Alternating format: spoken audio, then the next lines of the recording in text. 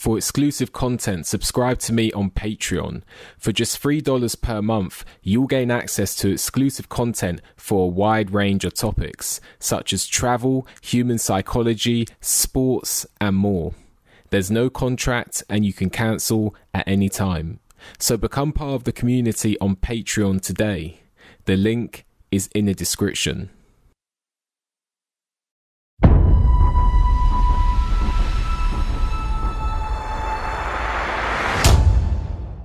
What's happening, people? I hope you're all well.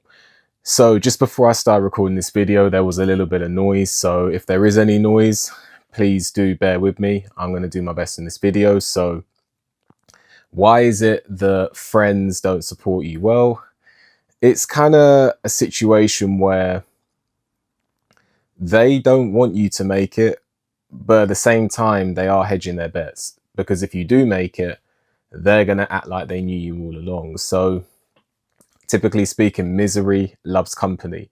Misery loves company. They're struggling in life. Most people spend their whole life struggling.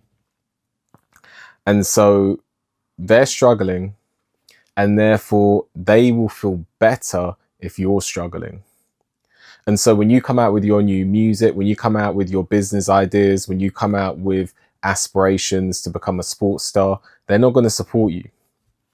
On paper, it sounds good to say that they would. So if you were to ask your friend, hi, if I start this business venture, would you support it? And they'll say, of course, I'll support you. But when you actually do, me being a boxer, I know the struggle sometimes when it comes to selling tickets. People say, yeah, I'll come and watch you. I'll come and watch you. Then it comes down to them actually sending you the money. And some people go missing.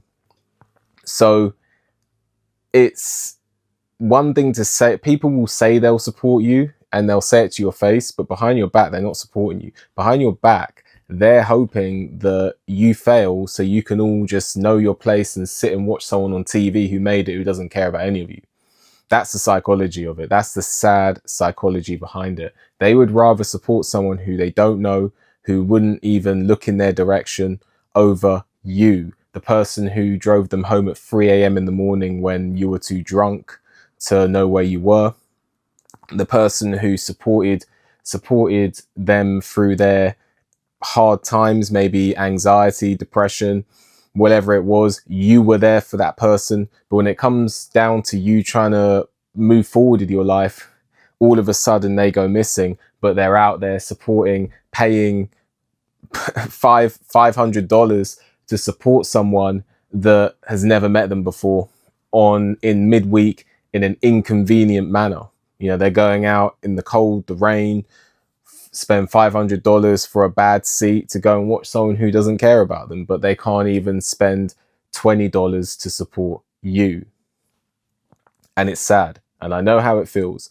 But ultimately, the way to handle this situation, in my opinion, we spoke about why. The reason why is because misery loves company. And very quickly, before I go to the conclusion, misery loves company. That's the reason they do it. They're struggling. They want to see you struggle. Why should you exceed if they have to struggle? That's the psychology behind it.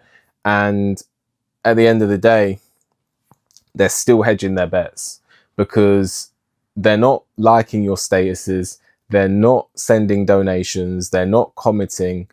They're not following you, but they are watching you. Because if you do make it, if you do happen to make it, the odds are against you. The odds are against anyone who's trying to make it, because even if you're talented, I know people who are more talented than the ones you see on TV, no word of a lie. So the odds are always against you. So they're not going to support you. They're going to hate on you. They're going to give funny looks when they're watching your content. But if you do make it, they're going to act like they knew you all along. Oh yeah, I knew Andrew the whole time. I was supporting him the whole time. But when you're on the journey, they weren't interested. When you're on the journey, they were, if anything, leaning on the side of holding you back. But the way that I would handle this is, don't talk to your friends about your dreams unless they specifically ask. I don't really talk to people about what I do. I don't talk to people about me trying to push forward with video content. I don't really mention anything what I do. I let other people talk to me about what they do. If people ask me about what I do, I'll talk about it a little bit. But I don't really ask people to follow me.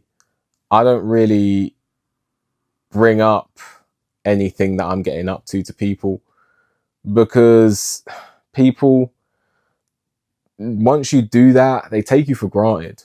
They take you for granted. So if someone specifically asks me, then cool. But I try and keep friends, dreams separate. So that way you don't fall out with people. That way you don't fall out with people. You know, it's just one of those things. You don't want to get butthurt about it. You know, butthurt is the enemy in life, because at the end of the day, if you start, you know, throwing your toys out the pram, you're going to lose friends, and it's because of your own lack of understanding of a situation, situational awareness. The way to handle it is simple. Have your friends here and your dreams here. Don't talk about your dreams to your friends unless they specifically ask, and even then just be somewhat vague. And that way you actually keep them intrigued, and two, you know, you're not putting yourself in a situation for disappointment. And that way you can have your friends. You can have your friends. Go to the club. Go get girls. You know, go hang out in the weekend. You can have all that. And you can also have your dreams separately. Whereas if you try and mesh the two together, very often you'll be disappointed. So that's my opinion. Anyway, let me know what you think. Like the video, subscribe to the channel, leave a comment, hit the notification bell so you get a notification when I make a new video. If you appreciate my work and want to leave a donation, there's a link for that in the description. With that, enjoy the rest of your day, and I'll see you on the next one.